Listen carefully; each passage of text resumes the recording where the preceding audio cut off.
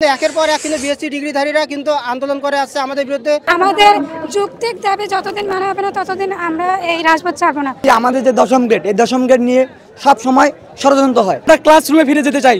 আমরা আন্দোলন করার জন্য এখানে আসি নাই।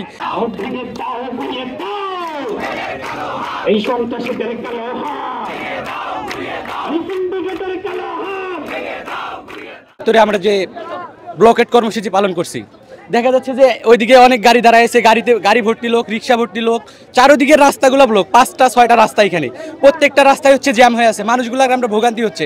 তারা কেন করতেছে এরকম? আমরা কি ভোগান্তি করতে চাই? আমরা কোনোভাবেই চাই না যে এখানে ভোগান্তি হোক। সরকার পক্ষ দ্রুত এটা মেনে নিক। আমরা ক্লাসরুমে ফিরে যেতে চাই।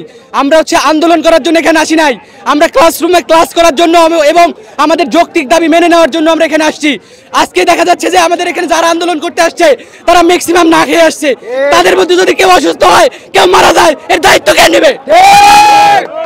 এদের আজকে যদি এখানে 2টা লাশও পড়ে, কয়টা 2টা কেন, আজকে যদি শত শত লাশ পড়ে, তাও আমরা মাঠে ফিরে আমরা বাসায় ফিরে যাব না।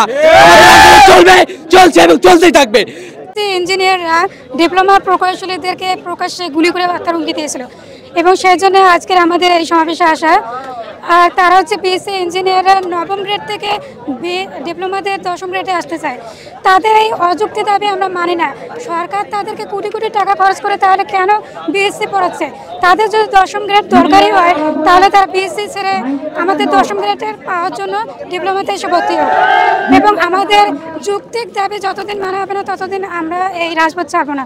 আসলে জনগণের মধ্যে আমরাও পড়ি, আমরাও চাই না জনগণের দুর্ভোগ সৃষ্টি হোক। আপনারা সকলে অবগত আছেন, আমরা অনেক দীর্ঘদিন থেকে শান্তিপূর্ণ। আমরা প্রথমে আমাদের আন্দোলনটা ছিল ক্যাম্পাসমুখী। আমরা ক্যাম্পাস থেকে আমাদের দাবিগুলো জানাইছিলাম, অনেকদিন থেকে জানাচ্ছি। তো দেখতেছি আমাদের যে দশম গ্রেড, এই দশম গ্রেড নিয়ে সব সময় ষড়যন্ত্র হয়।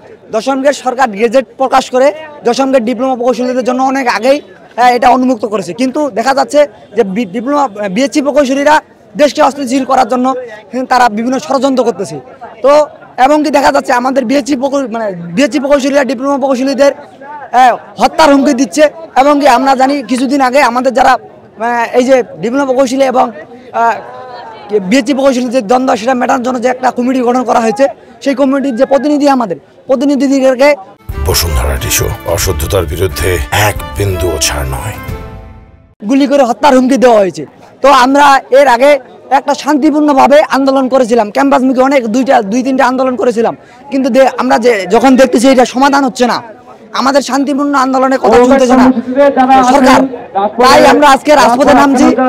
কারণ আমাদের দেয়ালে পিঠ থেকে গেছে, তাই আমরা আজকে জানান দিতে, আমরা জনগণের দুর্ভোগ চাই না। কিন্তু সরকারের এটা উচিত যে আজকে আমাদের হুমকি দেওয়া হচ্ছে, জবাই করার হুমকি দেওয়া হচ্ছে, গুলি করে হত্যার হুমকি দেওয়া হচ্ছে।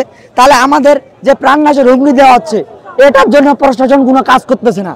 এজন্যই আমরা আজকে মাঠে নামছি, আমাদের অস্তিত্বের আমরা আজকে জানান দিয়ে দিলাম। আন্দোলন কিন্তু দীর্ঘদিন থেকে চলে আসছে। যেমন 2021 সালে যে অবৈধভাবে যে ক্রাফটদেরকে নিয়োগ দেওয়া হয়েছিল, তো তার বিরুদ্ধে কিন্তু আমরা সর্বপ্রথম আন্দোলন শুরু করেছিলাম এবং সেখানে কারিগরি ছাত্র আন্দোলন বাংলাদেশ থেকে 6 দফা দাবি উত্থাপন করা হয়েছিল।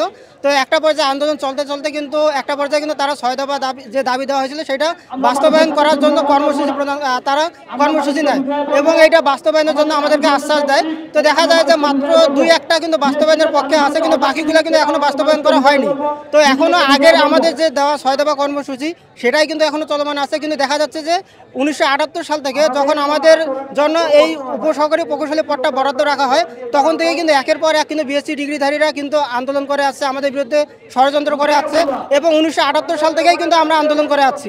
তো একটা পর্যায়ে দেখা যায় 1994 সালে রাষ্ট্রপতি কিন্তু আমাদের যে উপসহকারী প্রকৌশলী পদটা এইটা দশম গ্রেডে উন্নত করে এবং আমাদের পক্ষে কিন্তু একটা প্রজ্ঞাপন জারি করে। তো প্রজ্ঞাপন জারি করা মানে হচ্ছে 1994 সালে কিন্তু এটা একটা মীমাংসিত বিষয়। কিন্তু এর পরেও দেখা যায় যে আবার ষড়যন্ত্র চলতে থাকে এবং একটা পর্যায়ে যখন 2010 সালের এই দিক কিন্তু আবার কিন্তু ষড়যন্ত্র চলতে থাকে এবং 2013 সালে আবার আমরা সারা বাংলাদেশ আন্দোলন করি এবং 2013 সালে কিন্তু আবার আমাদের পক্ষে কিন্তু রায় আসে। তো এরকম ডিপ্লোমা যখন শুরু হয় তখন থেকে কিন্তু প্রতিটা আন্দোলনেই কিন্তু আমাদের জয় আসে। তো এভাবে চলতে চলতে কিন্তু বর্তমান দেখা যায় যে আবার কিন্তু তারা বিভিন্ন ধরনের ষড়যন্ত্র করতেছে, আমাদের বিরুদ্ধে 3 দফা দাবি প্রদান করছে। তো এর জন্য আমরা কর্মসূচি পালন করতেছি এবং তারা কিন্তু বর্তমানে প্রকাশ্যে ডিপ্লোমা প্রকৌশলীদেরকে গুলি করে হত্যার হুমকি প্রদান করতেছে।